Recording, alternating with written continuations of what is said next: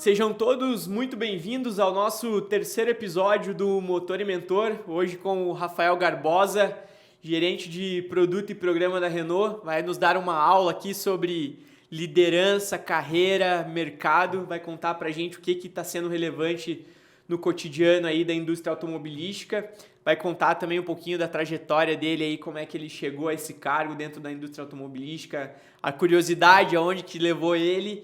E, além disso, toda essa interação, então, que a gente pretende criar aí com vocês. Então, eu peço que, independente da plataforma onde vocês estejam nos acompanhando, seja no Spotify, no Deezer, no Apple Podcast, no YouTube, clique no seguir, se inscreve no nosso canal aí no YouTube e bora dominar o mundo. Vou passar a palavra para o Rafael aqui. Rafael, seja muito bem-vindo ao nosso Motor e Mentor, nosso terceiro episódio. E é isso aí, sinta-se à vontade e toca o barco. Beleza, Lucas. Primeiro, prazer grande de estar aqui. Que privilégio, obrigado pelo convite. Quero dar um salve para todo mundo que está ouvindo a gente. Puxa, Lucas, de volta, obrigado. Se eu puder dar uma aula, eu vou ficar feliz. Se eu puder compartilhar um pouquinho, poder contribuir um pouquinho em todo mundo, vou ficar super feliz. É isso aí. Pô, na reunião que eu fiz para fazer o convite com ele, agora aqui nos bastidores, antes de começar, o cara já me deu uma aula ali. Então imagina o que não vem a partir de agora aqui, né? Então tá bom, me conta um pouquinho aí da sua carreira, há quanto tempo você está no mercado, a tua formação, como é que vem sendo essa tua trajetória, o que você espera do mercado. Conta um pouquinho para nós aí. Legal, Lucas. Posso te contar um pouquinho da minha trajetória, sim? Eu tenho hoje 37 anos. Eu comecei a trabalhar com 17 anos, um pouquinho antes, acho que 16 anos, então já ali no ensino médio comecei a fazer meu primeiro estágio. Depois disso eu fiz ainda algum tempo de trabalho, antes de entrar na faculdade eu trabalhei na Copel, depois trabalhei numa escola pública. E aí eu comecei a fazer faculdade e percebi que eu precisava ter um trabalho dentro da área em que eu estava estudando. Então, eu comecei cursando tecnologia e mecânica no Cefet aqui do Paraná. Não sei onde está todo mundo aí pelo Brasil, né? A gente está aqui em Curitiba. Em Curitiba. E o Cefet aqui do lado, inclusive, né? Aqui do lado. Eu fiz tecnologia e mecânica nesse primeiro momento e isso me deu uma oportunidade de começar como terceirizado na Renault do Brasil. Na época eu trabalhei pela Soditec e comecei trabalhando em compras, Lucas. Então, o meu início foi aprendendo a negociar peça, aprendendo a negociar restituição de garantia, aprendendo a colocar um na frente do outro aqui e, cara, vamos chegar num acordo a respeito dessa situação que nós temos. E aí, então, eu já tenho o quê? Agora, comecei 17, eu entrei na Renault com 20 anos, são 17 anos praticamente de Renault. Nossa senhora, a Renault tinha recém-chego no Brasil, então, que a Renault chegou ali em 98, 2000? A Renault chegou em 98, eu entrei na Renault em 2005, então a Renault tinha 7 anos de idade, eu entrei nela um pouquinho depois, né? Então agora de lá pra cá já são 16 anos de trabalho. É tempo, não tinha parado pra pensar nisso. Cara, o Stuck, que foi o nosso primeiro convidado aqui, né, ele falou... Cara, meu relacionamento com a Renault tá sendo o segundo maior da minha vida. O primeiro foi com a escola, onde eu passei 12. Renault já tô em 11. Então, já tá ali batendo parelho já. Se parar pra pensar, passa muito rápido, né, cara? 16 anos é metade de uma vida. Passa rápido, mas é bem quando você aproveita bem, a jornada, né? Você se diverte. Eu tive oportunidade, como eu estava te dizendo, dentro da Renault. A Renault é uma empresa legal, sabe? Porque eu tive lá várias oportunidades de... jovem, fruto desses anos, eu sou nascido nos anos 80, quem nasceu nos anos 80 tem esse pouco do conservadorismo de quem nasceu nos anos 70, mas também tem um pouco dessa vontade de quem nasceu um pouquinho depois, e muito inquieto, depois de 2 anos na empresa, eu ficava, tá, e agora, o que eu vou fazer? Eu já aprendi a fazer isso aqui, agora eu quero fazer o próximo, né? E esse desejo meu de querer aprender coisas novas, fazer coisas novas, e a abertura da empresa, de te dar a oportunidade de você fazer coisas novas, me levaram por caminhos diversos dentro da Renault e da indústria automobilística. Então, beleza, comecei em compras, depois de compras eu migrei para uma outra área, ainda debaixo do guarda-chuva de compras, mas que é especificamente desenvolvimento de fornecedores, uma área mais técnica, mais ligada ao conhecimento técnico que eu estava cursando na faculdade. Depois disso, migrei para qualidade, de fato.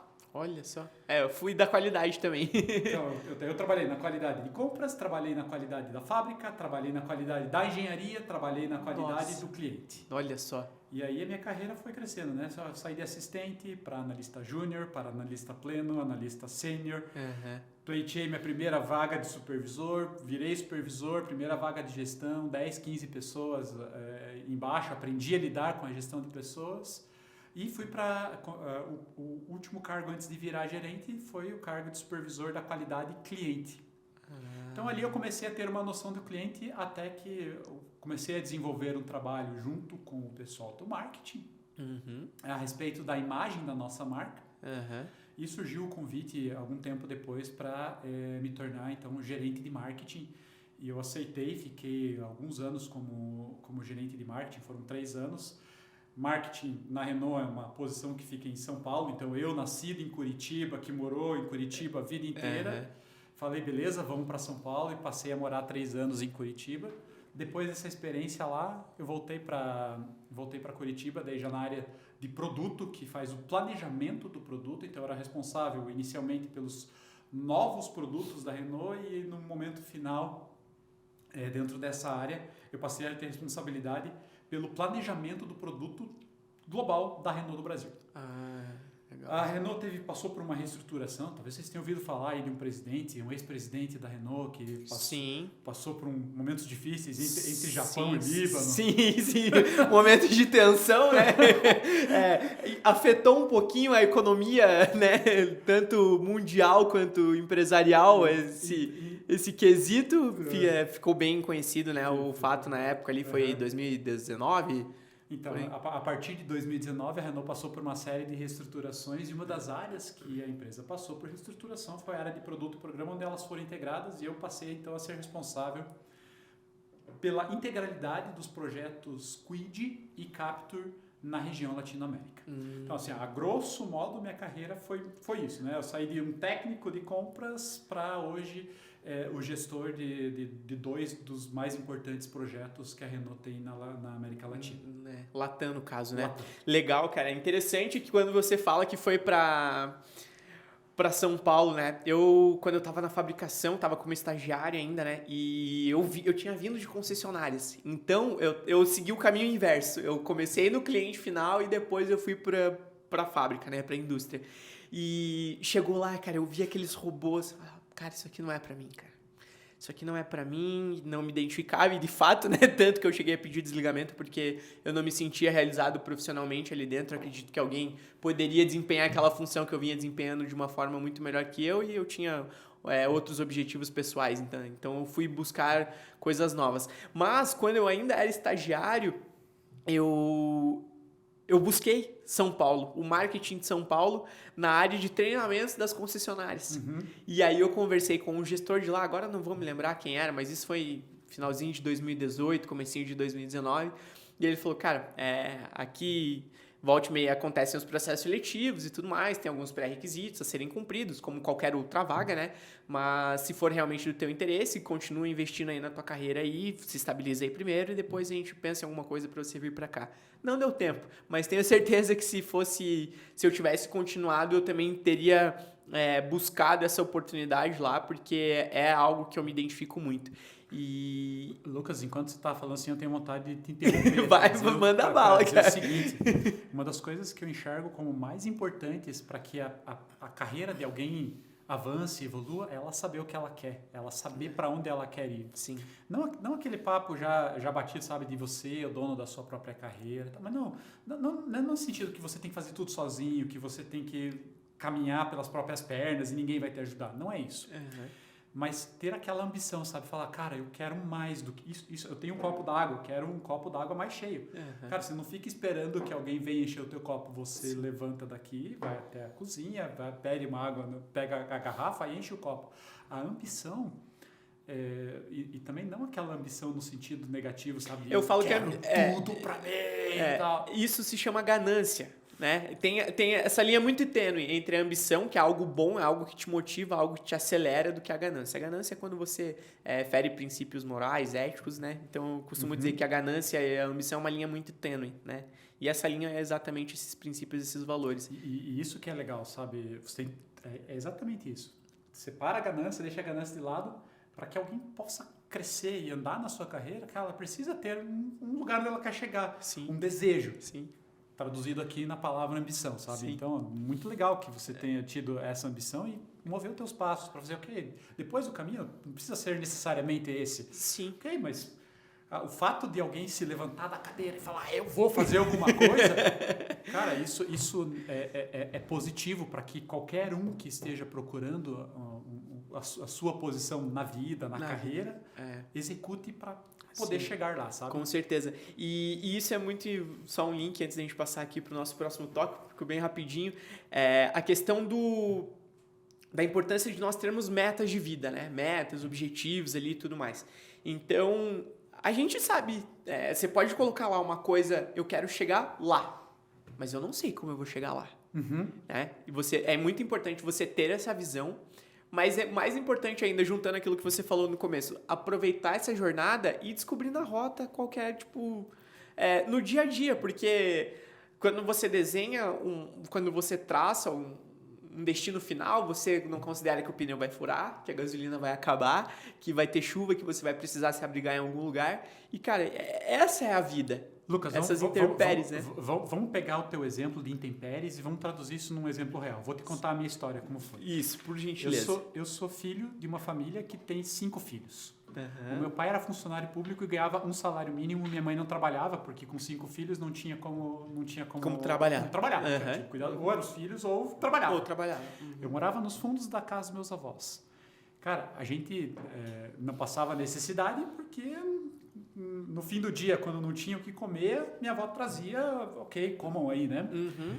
E olhando o histórico assim, eu morava num bairro humilde, né? Precisava de ajuda dos outros. Cara, olhando essa base, normalmente a consequência de uma vida que não tem recursos é repetir o ciclo. Você vai ficar sem recursos. Mas, cara, alguma vontade eu tinha, que é esse desejo de fazer alguma coisa diferente que me fez mudar. Uhum. Então, intempéries pelo caminho, eu tive várias, mas o meu desejo quando era criança e percebi essa minha realidade, eu falei, eu quero mudar essa minha realidade. Uhum. E ficar parado aqui, sentado na minha cadeira, não vai mudar a minha realidade. Uhum. O que eu posso fazer de melhor nesse contexto que eu tenho? Uhum. Então, eu me lembro muito de uma frase do meu avô, se você quer uma vida melhor, estude. Uhum. Para ele o caminho era esse. Uhum. Se você quer uma vida melhor, estude. Uhum. Cara, aquilo grudou na minha cabeça e foi o que eu fiz. Então eu estudei. Eu era o melhor aluno. Cara, minha escola não era a melhor de todas, mas eu era o melhor aluno da escola. Uhum. A minha professora não era quem ensinava melhor. Tudo bem, eu entregava a melhor lição de casa para ela. Uhum. Na minha escola tinha um tantinho assim de inglês. Uhum. Cara, o que eu podia aprender, eu aprendi. Então, naquele meu limite, eu fui até o máximo. Onde eu quero chegar? A gente tem que ter uma ambição, tem que ter um lugar onde a gente quer chegar. Cara, mas entre eu sair dessa realidade e ser executivo de uma empresa multinacional, super reconhecida, com um pedaço de mercado enorme, teve um caminho. Sim. O primeiro caminho foi, cara, eu me preparei para poder me inserir no mercado de trabalho. A primeira coisa foi, cara, eu estudei. O que as empresas por aí precisam? Elas precisam de um título de faculdade. Uhum. Beleza, vou atrás. O que eu preciso para fazer a faculdade? Eu preciso passar no vestibular. Na minha época, quando eu passei no vestibular em 2003, eu já tinha reprovado 5. Passei no 6º vestibular, que eu só podia fazer faculdade pública, que é o que eu podia fazer, e só podia fazer à noite, porque era o que tinha disponível público. O que permitia. Que me permitia trabalhar durante o dia. Uhum. Beleza, eu comecei. Cara, não era o meu caminho final. Eu queria ser... Por sonho, minha mãe, depois de um tempo, depois que meus irmãos cresceram, minha mãe começou a trabalhar numa construtora. Uhum. Cara, eu me apaixonei por aquilo, eu falei, eu quero ser arquiteto. Uhum. Daí veio a crise da Incol, sabe?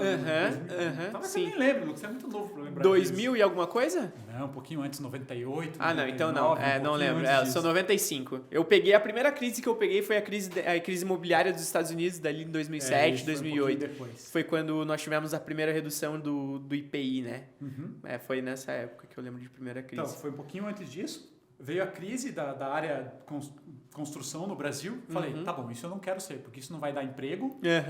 Vai quebrar.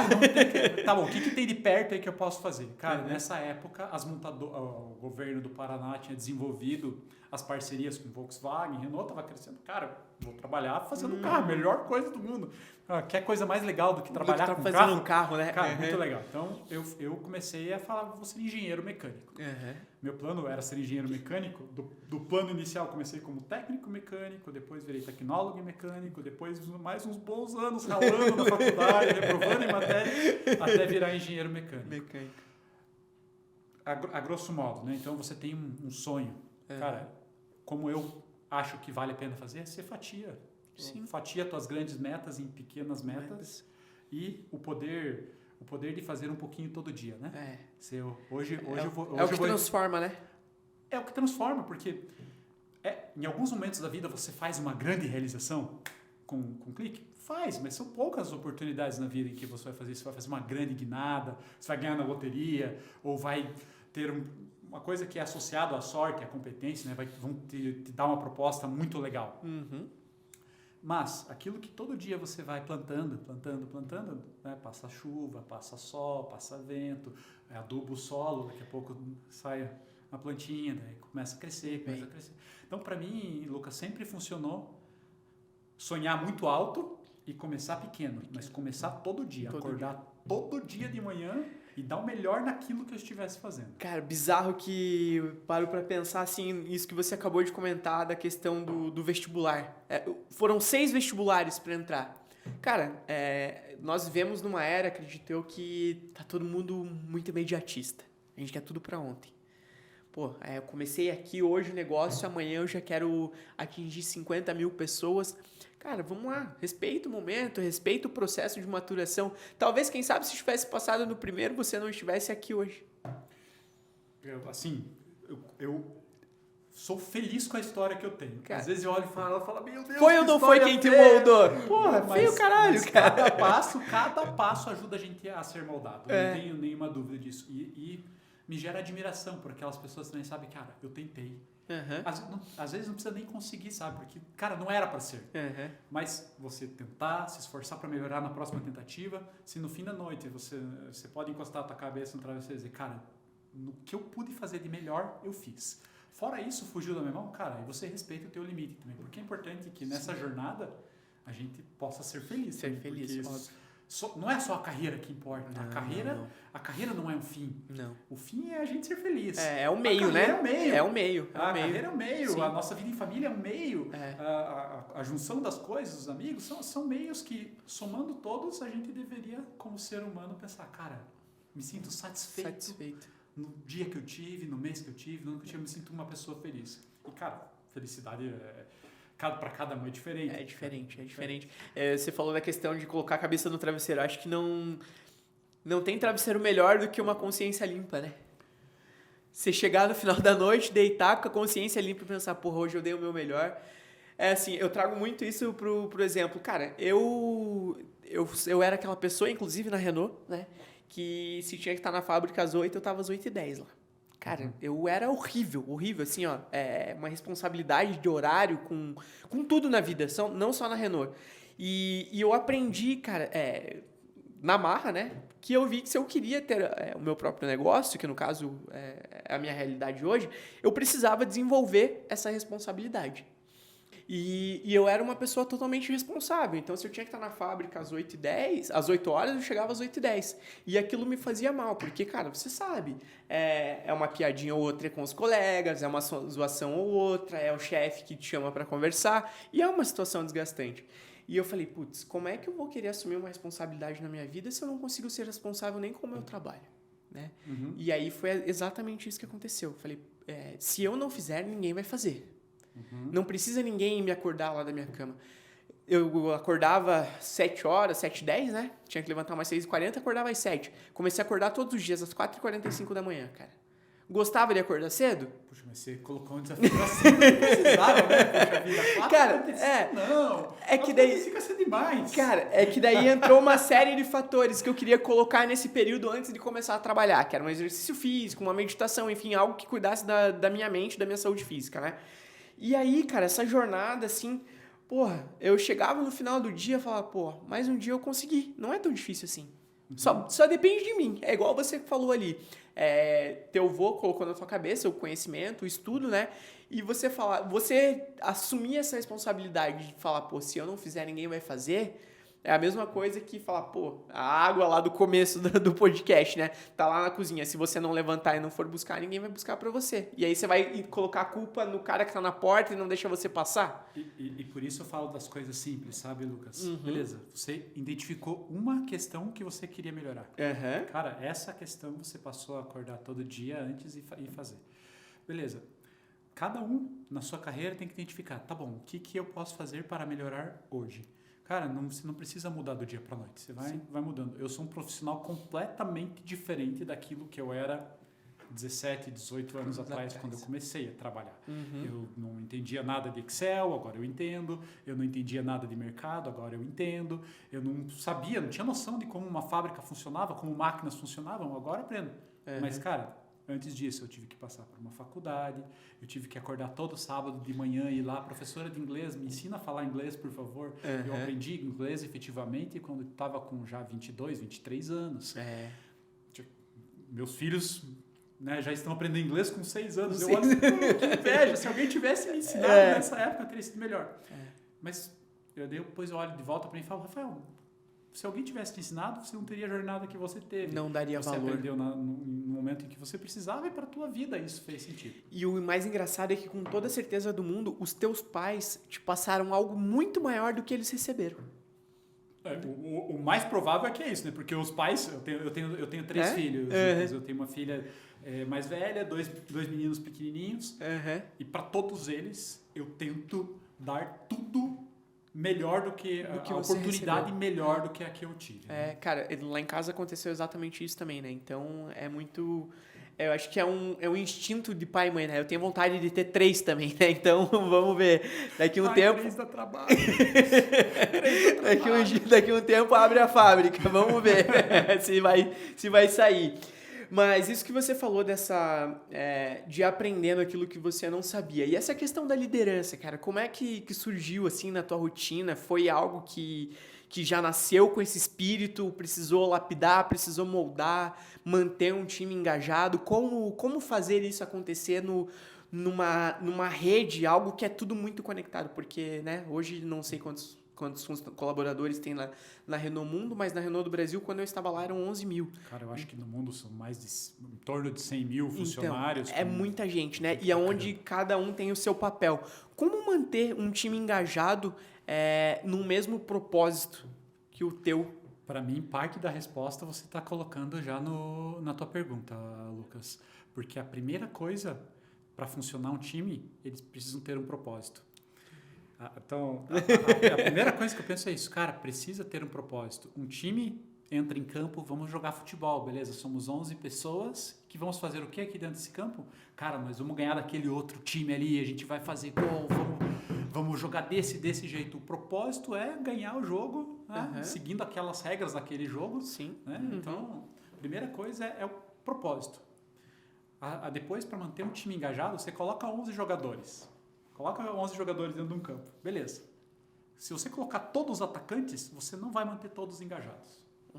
Então, eu acho muito importante, Lucas, além de ter o propósito, que cada um saiba uma outra parte do que você já falou. Você já sabe a resposta. Você está me enganando. Certeza que está me enganando. Não, vamos lá, né? A gente tenta explorar um pouquinho de cada um aqui pra ver se a gente aprende mais, né, cara? Não, assim, eu tento fazer as coisas bem simples, sabe, Lucas? Sim. Então, as minhas analogias são, vamos gerar em torno de futebol e logo eu cito o Paraná Clube. Pronto, citei já. Tricolor da Vila, nós gostamos de você. Tipo isso. Eu adoro ir no estádio. Pô, eu também, cara. Adoro ir no estádio. Sempre levava meus filhos, né, até vir a pandemia. Não vejo a hora que a gente passa. Você é por isso. paranista? Eu sou paranista. Pô, cara, é bom, né, cara? E comer um pão com bolinho lá, né, cara? Meu amor.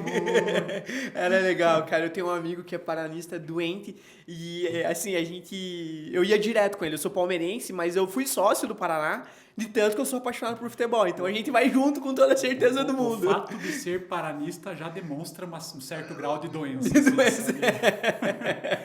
Já Não. tinha algo fora da curva, né? Mas voltando à tua pergunta, Lucas, assim, ó, tentando fazer as coisas simples. Um time precisa ter um propósito. Sim. É como um time de futebol tem. Cada peça precisa ter o seu propósito específico, a sua função dentro daquele time. E depois disso, fazendo isso, cada um precisa dar o seu melhor naquela função. Então, se você tem um time que você percebe que tem uma pessoa que, cara, não está cumprindo um determinado propósito ou não está cumprindo um outro determinado propósito, muda as peças, ajeita o time. Às vezes você consegue ajustar recolocando em outra posição, às vezes tem que tirar do time, às vezes tem que contratar uma nova pessoa para o time, às vezes o time está crescendo. Mas é importante que cada um que chega no time... Lá é o gol, tá? Gol é aquele ali. Vamos fazer aquele gol. Tá? E o líder tem que saber disso. O líder tem que dizer, cara, você vai jogar no lateral, você vai jogar na esquerda. E ele tem que jogar junto e gastar a energia dele para cumprir. Depois cada um dando o seu melhor. Mostrar que o propósito dele é o mesmo do time, né? É o mesmo do time. Para mim, de maneira bem simples, é assim, Lucas. Daí, cara, tem teorias de liderança, 1 milhão de tipos, sabe? Cara, é até difícil, porque cada um que lidera de um jeito, lidera de outro. Uns ouvem mais, outros tocam mais o bumbo, né? Vamos. Tem outros que escutam mais. E não vou dizer nem que é certo, nem que é errado. Porque eu já encontrei líder, cara, que o cara não falava nada pra mim e me liderava super bem. O outro que sempre me dava coach, cara, e eu me sentia preso àquele troço. Então, sim, pra mim é importante que a gente saiba pra onde nós estamos indo, que todo time saiba a sua função e que na medida que cada um precisa, ele receba o apoio, o suporte. E você me perguntou antes como que surgiu esse negócio de liderança na minha vida. Já sentia que desde criança tinha um instinto? Cara, como é que foi essa trajetória? Eu acho que a culpa é dos meus irmãos. Dos irmãos? Isso, porque a gente a história de irmão é boa. A gente só tinha uma televisão. Funcionava assim. Quem saía do sofá, perdia o controle. O primeiro que chegava, pegava o controle. Beleza. Saía, aquele que estava com o controle saía, o próximo que tinha entrado ficava com o controle. O meu objetivo era sempre ficar com o controle, porque eu queria ficar no controle da televisão. Acho que foi por aí que eu aprendi. Não, brincadeira, mas eu era um irmão. Não, mas é um exemplo, né, cara? Um exemplo. Eu acho que a liderança... Por menor que seja, mas você já sente um instinto, porque uma coisa é você nascer líder, outra coisa é você buscar se tornar um líder, né? Então, mas o fato de buscar se tornar... Eu fico me perguntando, o fato de você buscar se tornar um líder já não te torna líder de alguma coisa? Da tua própria vida, nem que seja, né? Começa por aí, sabe? Começa de algum lugar. Eu acho que um líder pode ser formado, sem dúvida nenhuma. Já conheci pessoas que estavam sofrendo e que ao longo do tempo foram aprendendo a ser melhores líderes. E eu me incluo dentre elas. Eu sofri para ser líder. A primeira equipe que eu tive na Renault, cara...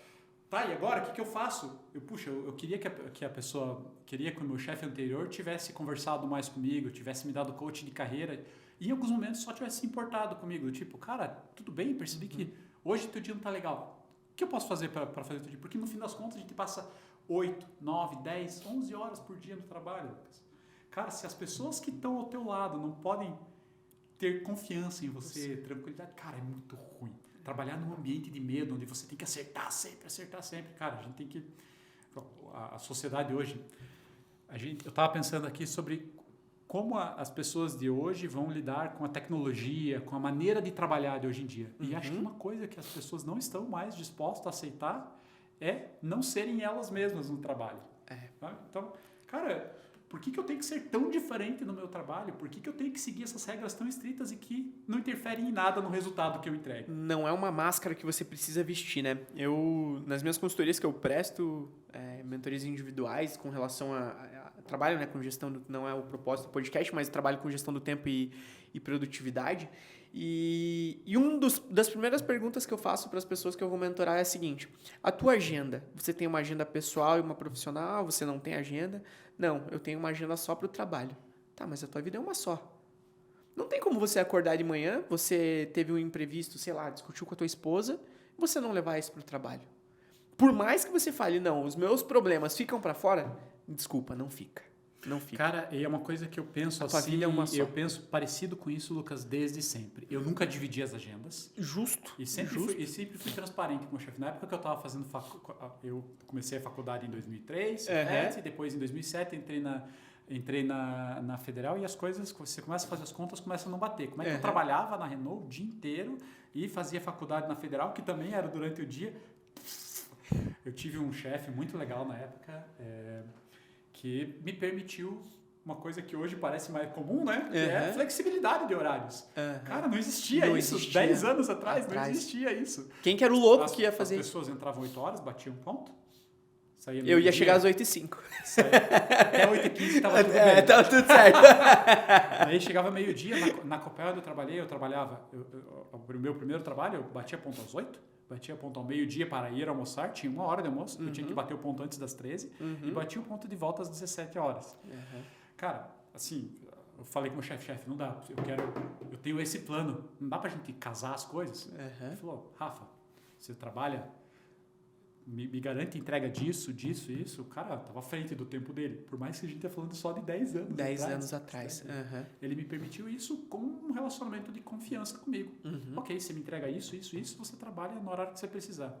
Vem aqui em tal horário, que horário? A gente combinava o jogo. Ok, que horário eu vou estar fora? Eu vou estar fora nesse horário. Beleza, no restante posso contar com você aqui? Pode.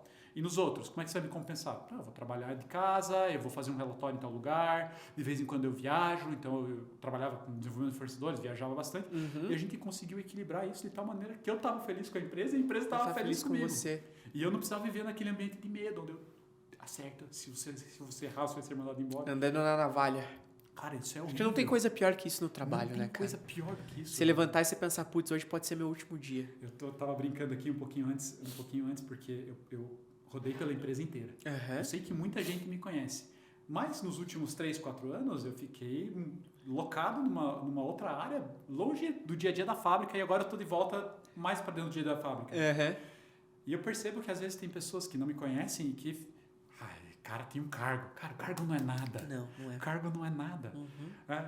Eu chego numa reunião, as pessoas tendem a tomar cuidado com as palavras. Eu falo, cara, me fala, eu não tô aqui eu não vou brigar com você, só me conta o que está acontecendo, como é que eu posso te ajudar?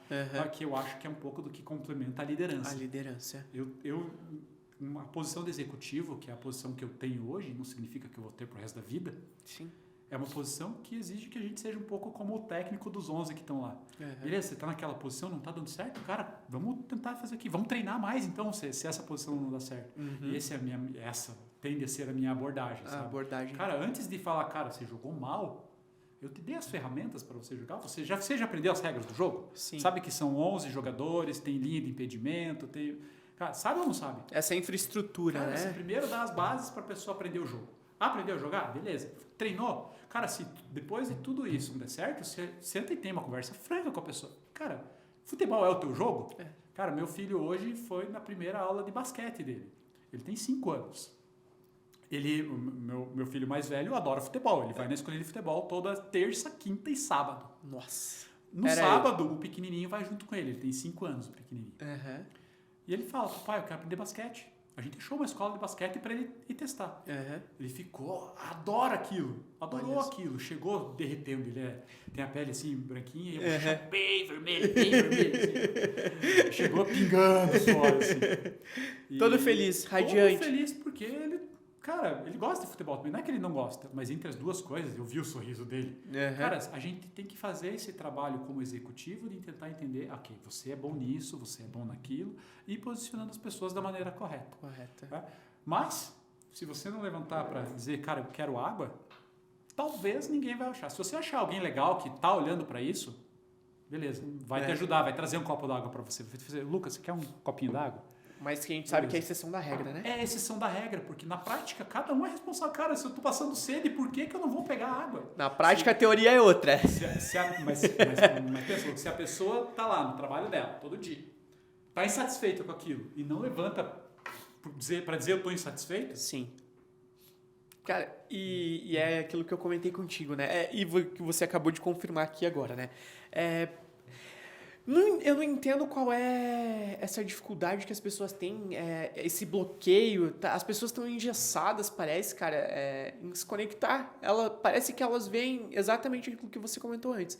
Um ser de outro mundo numa posição de liderança, meu Deus, se eu falar com esse cara vai me dar nos dedos e eu não posso perguntar, eu não posso errar. Cara, é todo mundo humano. Vou te contar outra experiência. Eu só tô te contando história, não tô ensinando nada. A aula que você falou lá no início... Cara, mas você vai ver, cara, é que assim, ó, a gente acaba se conectando com a história de outras pessoas. Então, com toda a certeza do mundo, alguém vai se identificar com isso e vai saber como sair de uma situação no trabalho dela. Você falou outra coisa que eu acredito. As pessoas não compram produtos. Compram pessoas. Elas compram histórias, Lucas. E a história é a soma da pessoa e tudo que ela fez. Exatamente. Elas compram histórias. Então, cara, você pode ter o produto mais lindo do mundo.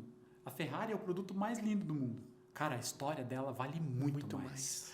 O Enzo Ferrari começou na competição. Para conseguir financiar a competição, ele começou a vender uns carros por aí. Os carros eram igualzinhos da competição, as pessoas começaram a gostar.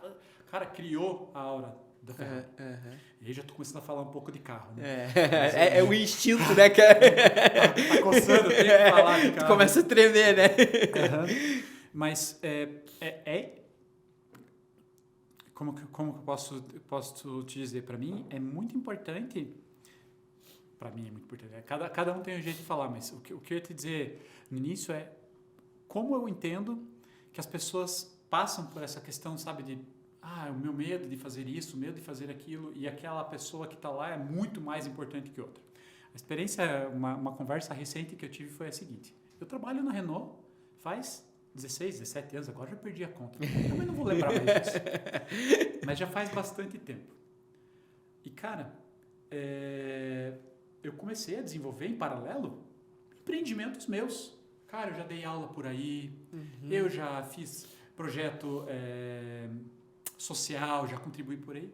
E de alguns anos para cá eu resolvi começar a fazer alguns próprios negócios. Cara, significa que eu não gosto da Renault? Não, pelo contrário, sou apaixonado por carro. Adoro o trabalho que eu faço, adoro. Falo bem da Renault para todo mundo. Compre um carro da Renault, compre um Kwid, compre uma Captur. Kwid e Captur, são os dois que eu trabalho.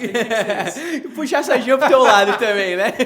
Mas eu comecei a desenvolver empreendimentos novos. Uma hora eu criei um aplicativo que a gente compartilhava a refeição chamado Apetite. Cara, dei com a cabeça na parede, o barco furou. Beleza. Normal. Depois eu comecei um outro empreendimento chamado De Boas Kombucha. Um dia eu cheguei na casa da minha irmã e ela falou: Rafael, eu sei que você gosta de refrigerante, mas eu gostaria muito que você parasse de tomar refrigerante. Então toma isso aqui. Kombucha. Ouviu falar do que é kombucha? Sim. Kombucha é uma bebida fermentada baseada em chá verde e que te dá aquela sensação de gás. Ela me deu uma kombucha de café. Velho, eu coloquei aquilo na boca, uma mistura de amargo do café e azedo do vinagre. Tchau.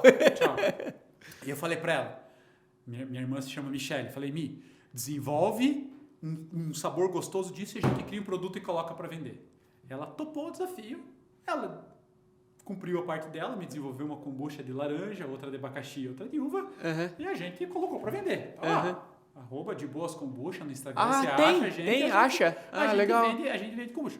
Produção caseira, pouquinha quantidade, mas a gente tem uma empresa que vende kombucha.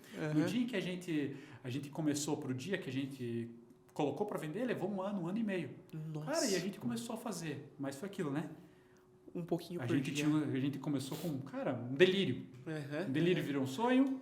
Uma insatisfação tua, né? Um sonho virou um plano, um plano virou algumas ações que a gente foi executando uma depois da outra, a gente desenvolveu uma marca, desenvolveu um símbolo, o nosso símbolo é uma preguiça, assim, o nosso nome é De Boas. De boas. Então, vai de boas, né? A gente tem uma hashtag, vai de boas. Entendi. Cara, marketing inteligente, né? Por que será, né? Por que será? E mais recentemente, eu, insatisfeito com a maneira como meus filhos estavam aprendendo na pandemia, cara, falei, não é possível que a educação seja a mesma coisa do que era 40, 50 anos atrás e tão travada. Eu via meus filhos na frente do tablet quase Dormindo. Cara, aquilo me dava um... Você quase dormia do lado. Eu comecei a estudar sobre educação e a partir desse estudo sobre educação eu comecei a resolver criar um produto que hoje se chama, tá transformado no nome de uma empresa chamada Heroes Academy. Uhum. Onde eu quero chegar? Semana passada alguém me perguntou, Rafael, você não tem medo de expor que você está criando empreendimentos mesmo trabalhando na Renault? Cara, eu respondi, não, de jeito nenhum, pelo contrário, eu trabalho numa empresa que incentiva a gente a fazer coisas novas, que incentiva as pessoas a se levantarem para pegar o seu copo d'água para resolverem problemas. A gente precisa de mais pessoas que, cara, se levantam para pegar o seu copo d'água. Uhum. E o interessante é que isso que você fala para resolver problemas, cara, não sei a porcentagem, mas eu arrisco dizer que no mínimo 75% daquela aura Renault ali tem filhos já, né? E que talvez você já esteja desenvolvendo uma solução para os problemas dos filhos deles também, né? Então, é algo muito, muito interessante isso. Dessa questão de... Vamos lá. A gente escuta muitas pessoas reclamando e com toda a certeza do mundo você também. Pô, todo dia problema para resolver, todo dia problema para resolver. E se não tivesse esses problemas para resolver? Você estaria empregado? Não teria emprego, né? Você estaria empregado? Não teria emprego. Então, como é que você vai reclamar daquilo que é a solução do teu... O mercado funciona assim, Lucas. Alguém inventou uma solução para alguma coisa. Uhum. Esse alguém que inventou essa solução foi visto pelos outros e as outras pessoas acharam, cara, esse cara tem uma solução, ele tem uma coisa que eu quero. Então, o que eu posso fazer para trocar essa solução que ele tem para ele me dar essa solução? Começou assim. Uhum. E aí, essa pessoa que inventou essa grande solução começou a acumular capital. Uhum. Para a gente fazer a economia girar, esse capital sair desse grande acúmulo e ser distribuído entre as pessoas, o que nós precisamos é de mais gente criando soluções que o olho dos outros brilhem. Exato. Eu estava te falando logo antes da gente começar a gravar aqui, que desde o meu ponto de vista tem 3 coisas importantíssimas para a gente vender qualquer coisa. Uhum. A pessoa precisa encontrar um mercado, ela precisa desenvolver um produto para este mercado. Ela precisa encontrar um mercado, ela precisa encontrar qual é o cliente que está nesse mercado. Vou falar de carro de volta, né? Sim. Você tem um mercado de carro. Sabe quanto vale o mercado de carros no ano, Lucas, no mundo? Você tem uma ideia? Cara, eu arrisquei...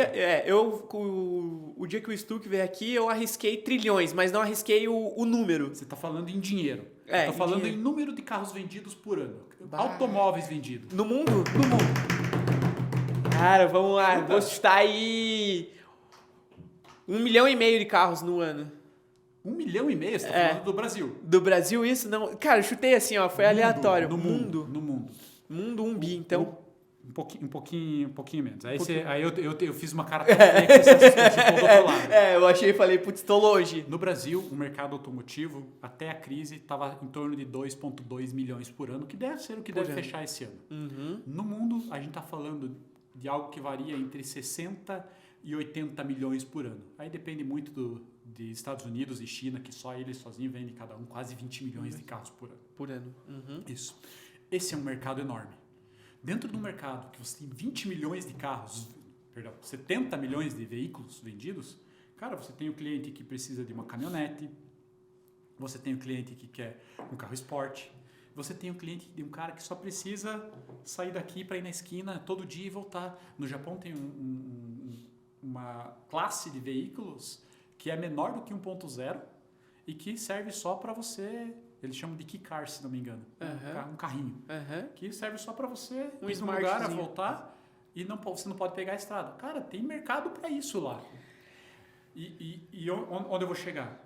Dentro desse mercado, então você tem clientes, você tem um mercado, você tem clientes diferentes e aí você pode pensar, cara, as pessoas querem carro. Elas têm um problema da locomoção. Elas querem carro. Estou generalizando. É claro que para o problema de locomoção você pode usar ônibus, pode usar patinete, pode usar bicicleta, pode usar um monte de coisa legal, mas no final das contas se vende 70 milhões de carros por ano. Por ano. É muita coisa, cara. Cara, desses 70 milhões de carros, você tem um percentual grande de clientes que compram esses carros gerais, né? Então, carro, um hatch, barato, tem uma grande parcela da população mundial atendida por isso. Daí tem um cara que compra um carro já um pouquinho maior, sedã. E cada um desses pedaços do mercado tem um cliente diferente. Tem um cliente que ganha menos, tem um cliente que ganha mais, tem um cliente que quer muita tecnologia, tem um cliente que quer pouca. O que é importante para que a gente, como pessoa, como empresa, como empreendimento desenvolvo, é o entendimento de como o que você está oferecendo, você é um profissional e ser dentro do mercado de trabalho, o que você está oferecendo atinge melhor qual pedaço do mercado em que você está atuando, para qual tipo de cliente você pode entregar aquilo. Cara, é bizarro, assim, porque você trazendo todo esse contexto histórico, né, de alguém que começou a resolver problemas. Então, é exatamente isso. Só me afirma aquilo que eu já tinha, aquilo que eu já trazia como base. Que a questão é você conseguir estudar o mercado e como você pode resolver aquilo. E, mais uma vez, né, acredito que o podcast aqui é um grande exemplo para mim disso. Porque é uma realização pessoal, né, profissional e pessoal, aonde, igual eu falei pra vocês, eu sou curioso, entendeu? Eu sou aquele cara que se eu vou sentar do teu lado ali, vou ficar vendo você fazer até eu aprender, entendeu? Eu gosto de liderança, eu gosto de empreendedorismo, eu gosto de carro. Eu estava fora do mercado, entendeu? Como é que eu posso trazer isso pra minha realidade hoje, contribuindo para a sociedade? Então, eu estava lá, eu não estava satisfeito com o emprego lá atrás, saí, abri a minha própria empresa, mas trouxe essa paixão e ainda consegui estar trazendo comigo esse conhecimento de vocês. E aí eu falei com o Stuck isso no primeiro episódio, estou repetindo aqui contigo hoje de novo. Antes de você ser interesseiro, você tem que ser interessante. Né? Eu sou interesseiro em aprender, mas eu quero ser interessante entregando esse conteúdo também, porque lá atrás eu não tinha acesso a isso. Então, hoje, a tecnologia, claro, tem muita coisa ruim no mercado aí, né? A gente sabe disso, mas eu também sei que tem muita coisa boa. E isso de entender quais são os problemas que tinham lá, o pessoal do chão de fábrica, pessoal analista de compras, qualidade, enfim, todos os setores, essa cadeia inteira, com toda a certeza do mundo. Dentro de cada setor vai ter pelo menos um interessado. E se esse um interessado a gente conseguir resolver um problema dele lá no trabalho dele, hoje eu vou me sentir muito realizado. Essa entidade de mercado que a gente está falando, Lucas, é uma coisa tão grande, que existe espaço para o ruim, existe espaço para o bom, existe espaço para o grande, existe espaço para o pequeno, existe espaço para aquele que já está há um tempão, existe espaço para aquele que está começando agora. Para mim, de volta, o que é mais importante é alguém se levantar da cadeira e buscar água. A gente está se repetindo sobre esse exemplo, mas o fato é que uma coisa muito legal que você fez foi, cara, eu vou tentar, ou não, eu já tenho como resposta, é uma atitude que não é todo mundo que tem. As pessoas têm medo de se frustrar, cara. Entendeu? De se frustrar. E assim, eu escutei uma frase esses dias, nos bastidores aqui, até para vocês entenderem o contexto. Você estava falando, né? A questão de quem aprender a vender hoje tá feito no mercado em qualquer oportunidade que seja, né? Seja em momentos de crise, enfim. E assim, eu escutei esses dias a questão de vendas, né? Um mecânico de uma oficina hoje, sem graxa na mão, ele não é mecânico. O médico, sem o sangue na mão, ele não é médico. Quer dizer, o médico em cirurgia lá, né? Trazendo alguma coisa assim, né? Analogia, tá? O vendedor que não tomar não, o cara não é vendedor, cara, né? E assim, por mais que não tenha aqui, no caso, mais uma vez, trazendo pro podcast, não tenha essa proposta comercial com vocês e tudo mais, o interesse aqui é nesse smart money, né? Nesse conhecimento de vocês, eu preciso vender o meu peixe para vocês. Vocês precisam acreditar no meu projeto, que é algo relevante. Então, trazendo isso, né? Essa questão do não, eu já tenho, por que eu não vou perguntar? Vai que eu dou uma sorte de encontrar um cara igual o Rafael não, que... Isso realmente é uma sorte. Encontrar um cara como eu não vai ser fácil. Quero ver topa. se achar outro que vem aqui e faço mesmo. Não, mas brincadeiras à parte, mas é exatamente isso. Então, não, eu já tenho, né? E essa questão da tecnologia, eu vou linkar já agora com o nosso próximo ponto aqui, que é a questão dessa era tecnológica com a questão da procrastinação. Eu sou uma pessoa que, igual eu comentei, né? Eu fui muito irresponsável com questões de horário na minha carreira. Então, quantos anos você tem, Lucas? Tenho 26. 26. Comecei com 15. Você foi irresponsável, isso mesmo. Não, cara, sim, tá aprendendo, meu. Você era jovem, né? Ontem atrás. Então, cara, pois é exatamente isso, é bizarro, porque com 18 eu achava que eu já sabia tudo da vida. Com 23 eu já achava que eu já sabia tudo da vida, e com 26 eu acho que eu tenho muita coisa pra aprender da vida ainda, entendeu? E a tendência é quanto mais velho você ficar, você achar que tem mais coisa. Mais coisa ainda, né? É bizarro, né, cara? E assim, quando você para pra aprender, pra escutar, é algo que você para e pensa, putz, aquilo que a gente estava comentando da sociedade antes também, né? Pô, gente, rolou tanto papo nos bastidores aqui que vocês não vão poder acompanhar tudo, mas, pô, foi mais ou menos na pegada da questão da sociedade, eu prometo, né? que eu vou guardar 7 chaves. Não vou contar tudo. Não vai aquilo que você contar. me falou. A questão da sociedade é exatamente isso, né? Esse aprendizado, essa questão dessa troca de conhecimento evita muito erro, né? E eu tenho certeza que hoje eu falo, né, que eu sinto falta de um sócio. Eu tenho certeza que eu teria tomado decisões mais assertivas se eu tivesse alguém para me contribuir, alguma coisa assim, né? Obviamente, não terceirizo minhas responsabilidades falando, não, eu estou dando errado pela falta de um sócio, mas com toda certeza eu teria evitado muitos erros. E linkando com essa questão da tecnologia que a gente estava falando antes, a questão da procrastinação. O celular hoje a gente sabe que pode ser nosso melhor amigo, porque, igual eu comentei, né? O meu LinkedIn hoje eu busco todos os meus contatos profissionais e eu estou buscando pelo LinkedIn. Só que ao mesmo tempo eu já fui aquele cara que passava 9, 10 horas por dia no Instagram, rolando o feed, vendo foto dos outros. Como é que você entende essa era tecnológica com essa procrastinação para aquilo que não é algo positivo para a carreira das pessoas? Como que você acredita que isso vai refletir no longo prazo? Isso? Cara, eu pensando um pouco a respeito disso, sabe, Lucas? Eu tenho a tendência a não criticar o cara que fica rolando foto lá. Cara, se ele tá feliz com aquilo, cara, beleza, tá tudo bem. Só não vai reclamar da sua vida. Beleza, essa é a contrapartida. Só que, de volta, se você tá com o copo vazio e precisa de água, e você fica aqui sentado balançando a cadeira enquanto você precisa de água, não espere que o copo vá ser cheio. Então, para mim, como é a relação que a tecnologia ela aproximou? Cara, não só hoje, mas historicamente, toda tecnologia nova que surgiu, desde o vaso sanitário, que, né, substituiu a latrina, que por sua vez substituiu o hino. Puxa, acho que o exemplo foi ruim. Não, vai, vamos lá. O barco, vai. Desde essa, o que eu quis é simplificar os tipos de tecnologias. Cada tecnologia nova que surgiu criou um novo hábito para o ser humano. Criou um novo hábito para a humanidade. Então, quando surgiu o vaso sanitário, foi isso. Quando surgiu o telefone, as pessoas pararam de mandar carta. Cara, as pessoas pararam de mandar carta. Eu fico imaginando se a gente lê os jornais de 1910, 1900, alguém criticava. Agora as pessoas já não escrevem mais porque elas não mandam cartas, porque agora elas falam por essa máquina que você coloca no ouvido. Cara, e depois surgiu o e-mail, daí que acabou, aí decretou a morte da carta. Mas, em geral, o que eu percebo do que a tecnologia agrega às nossas vidas é tão positivo que eu praticamente não vejo os lados negativos, sabe? Cara, se a vida da pessoa melhora com aquilo que ela, com um elemento novo que é trazido, cara, que ótimo, maravilha, isso é ser humano. A gente inventou a roda, depois a gente inventou o carro, depois a gente inventou o motor. Você gosta de carro, né? Eu vou terminar para você perceber. Depois a gente inventou o carro, depois a gente inventou o motor V12, depois a gente chegou a colocar V16. Porra. A gente inventou o conversível, inventou o Sport, E viu que tinha mercado para tudo isso, né? Tinha mercado, daí a gente inventou o elétrico, daí a gente inventou... mas normalmente essas tecnologias substituíram anteriores e foram positivas. Agora, cabe a cada um fazer o bom uso disso, né? Então, o que eu tenho acesso através do meu celular ou através das tecnologias que estão disponíveis, né? Então, cara, eu adoro estudar. Eu sou do tipo que ainda lê livros. Eu gosto de ler livros, gosto de pegar no papel. Eu tentei fazer isso com Kindle, com celular, com tablet. Não vai, né, cara? Eu também Eu não gosto. Não gosto também. Mas eu já vi gente que se adaptou. Beleza. Que outras tecnologias a gente tem que tem por aí? Então, o celular é um, o computador é outro. Eu me educo, cursos que eu nunca imaginava que poderia ter acesso, eu tenho feito através da plataforma da EDX, se não me engano é esse o nome.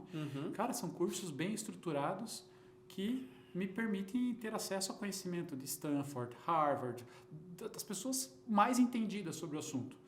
Cara, eu posso usar esse mesmo tempo que eu estou assistindo esse curso ou lendo um livro para ficar, como você falou, rolando foto. Cara, na minha percepção de vida, isso vai me satisfazer? Eu já sei que não. Eu sou inquieto e eu gosto de resolver problemas.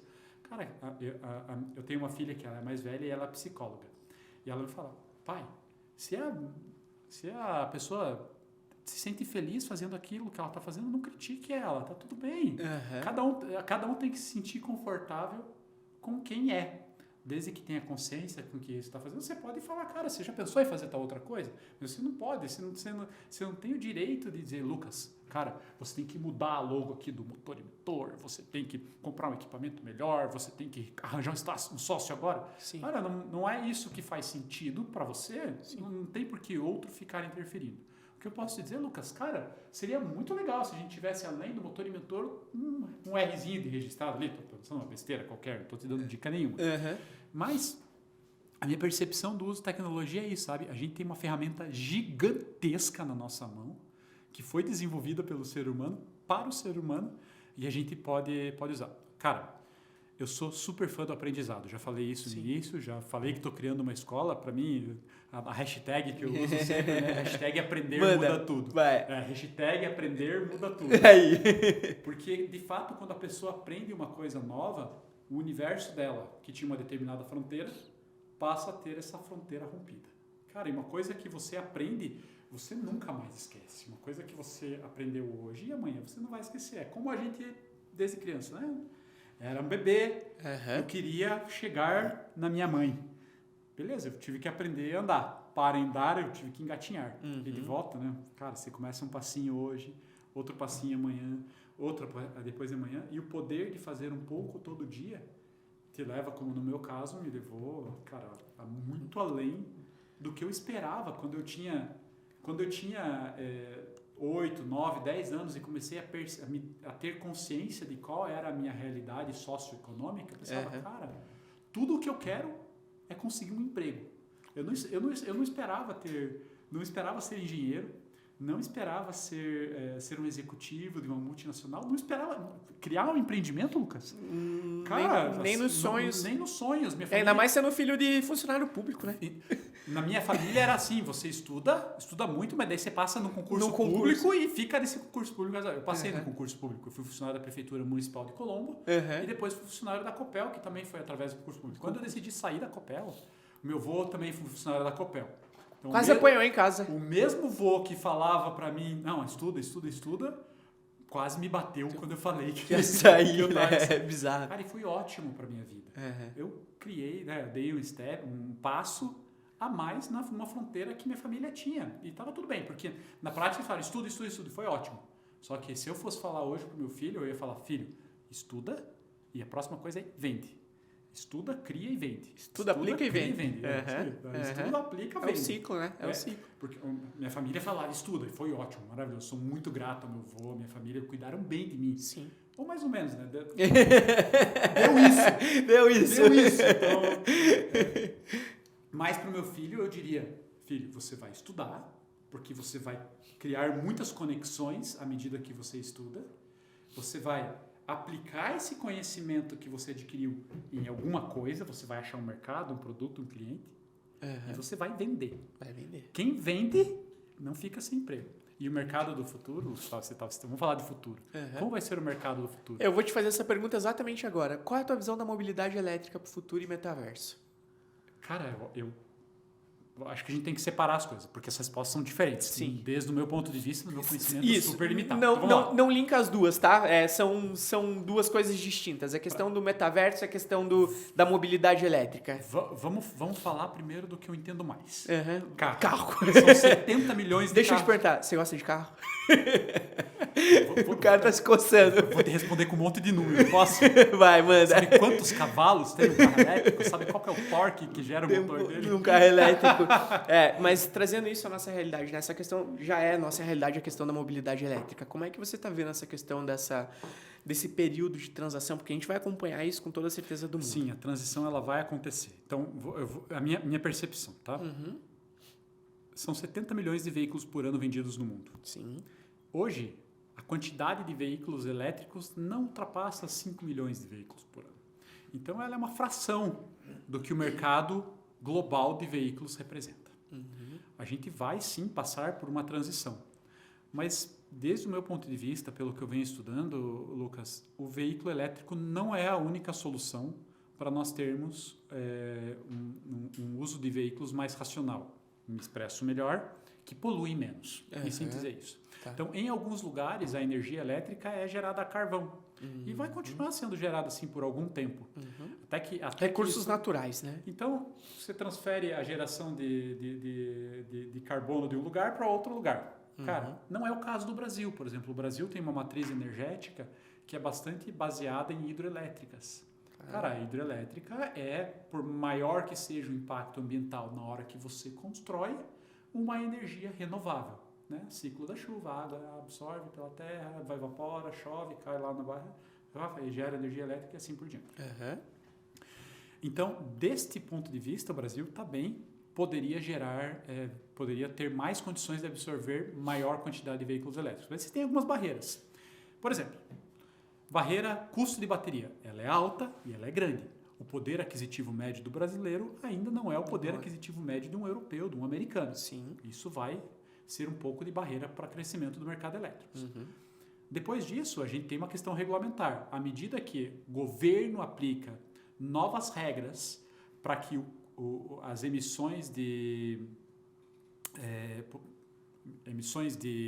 carbono, de poluentes no ambiente, ele reforça regras para limitar isso, ok, vai tendo uma consequência. Os carros a combustão, para respeitarem essas regras, precisam de novas tecnologias, eles vão ficando mais caros, e os veículos elétricos que já têm dessas metodologias vão se aproximando. Não é que eles vão ficar mais baratos, não é que vai vão subir, ficar mais caros, sim, eles vão sim. ter um delta menor.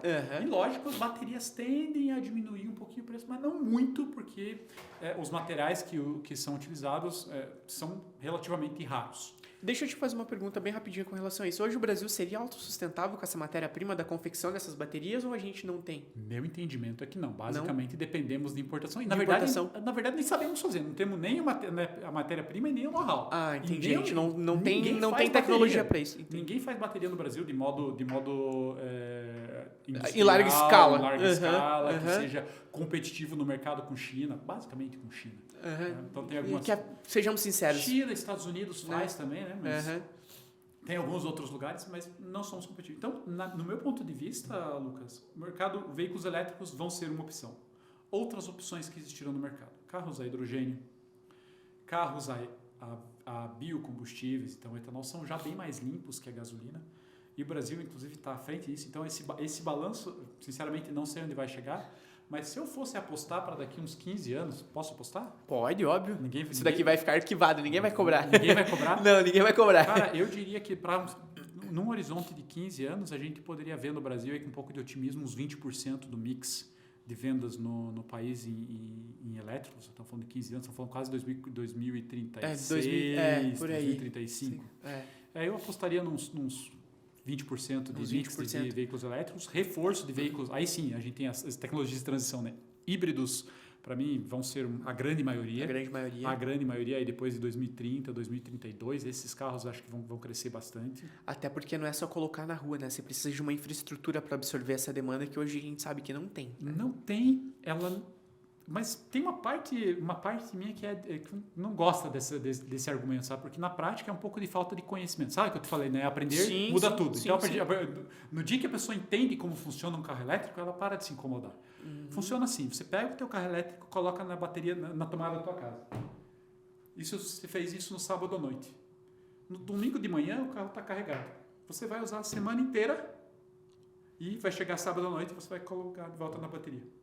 Cara, e assim, em média, as pessoas rodam uns 300 quilômetros por semana, e é isso, por exemplo, que o Renault Zoe faz. Tá entregando. O Renault Zoe, que já está sendo vendido no Brasil, cara, já faz 300 Fernando de Noronha é o único carro que tem lá, né?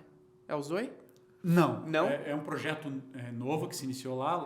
Fernando de Noronha, a legislação ela só permite que as pessoas comprem veículos com uma determinada licença. Entendi. Então, tem vários carros antigos lá, tem vários, são poucos, né? A ilha é pequena, mas tem vários bugs, tem carros a combustão lá. E os novos carros que forem comprados lá só podem ser elétricos. Então, vai ser uma nova legislação, então. Vai ser uma transição. Sim, entendi. Então, sobre os veículos elétricos e sobre como essa tecnologia vai se expandir dentro do mercado, eu penso que no Brasil é mais ou menos esse número, e no mundo... Puxa vida, é difícil chutar, sabe? Porque A China está puxando bastante forte, a China está puxando muito. Essa tecnologia, eu acho que nós vivemos, acredito eu que tenha sido agora, nos últimos 15, 20 anos aí, cara, eu tava até conversando, não lembro com quem que eu tava falando sobre isso, mas para pra pensar, chega para um filho teu e pergunta se ele sabe o que que é um mouse com uma bolinha aqui embaixo. Meu filho não sabe o que é mouse, Lucas. Ele chega... A experiência mais engraçada que eu tenho um computador que tem a tela tátil. Uhum. Então, eu muitas vezes estava mexendo no computador e eles vieram fazer assim. Uhum. Até o dia que chegou uma televisão nova em casa e eles foram na televisão. Começaram a tocar. Pai, não tá funcionando. Filho, não é assim. Não é em todo lugar que tem. Isso se chama computação ubíqua. O termo ubíquo significa a interface entre o ser humano e as máquinas. Uhum. E a tendência é ser cada dia mais ubíquo. Ok, hoje você tem o mouse.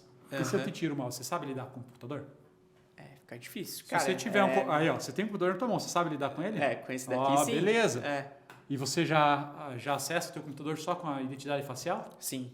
Beleza, entendeu? Uhum. Isso é o que a gente chama de computação ubíqua. Entendi.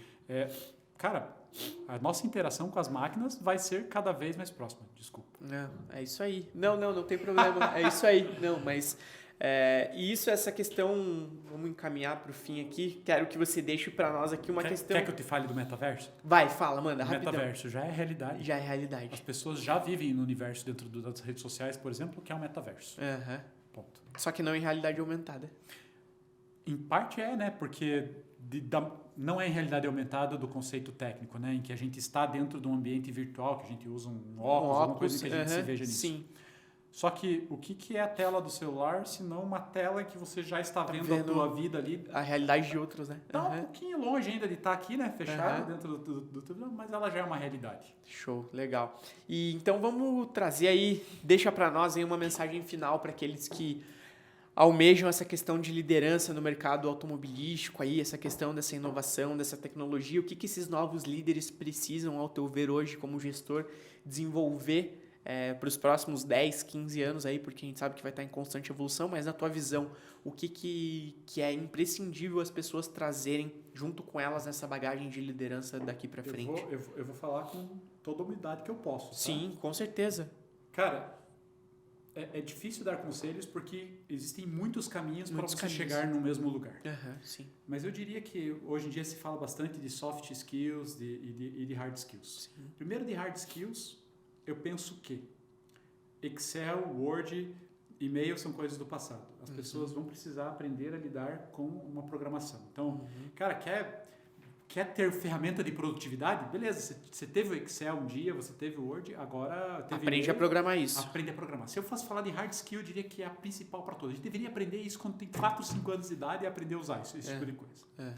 Tá? Então, de hard skill, eu me resumiria a isso. Depois, o resto é normal, né? As profissões que existem.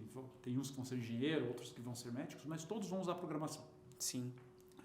De soft skills, Lucas, a minha percepção é que bastaria a gente ser humano, sabe? Mas na prática a gente não é. A gente tem um pouco de egoísmo. Na prática a teoria é outra. A gente tem um pouco de raiva e a gente costuma jogar essa raiva nos outros e começa a ficar bravo. Então, isso é uma coisa que não é muito mais tolerada.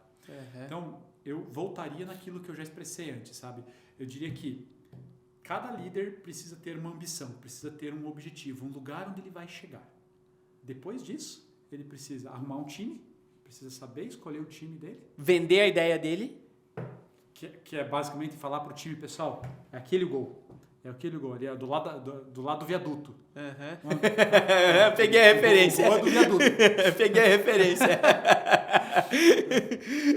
E depois disso, cuidar para que as pessoas estejam nas boas posições para fazer o gol. Cara, eu tô falando aqui de maneira bem simplificada, mas é gerir as pessoas com carinho, sabe? Cuidar delas para que elas estejam sempre motivadas a executar bem o papel para que elas foram designadas. Sim. Né? E quem sabe algumas delas não acabam se tornando a estrela do time. Com certeza. Enfim, né? Isso que você falou da questão bem resumida, né?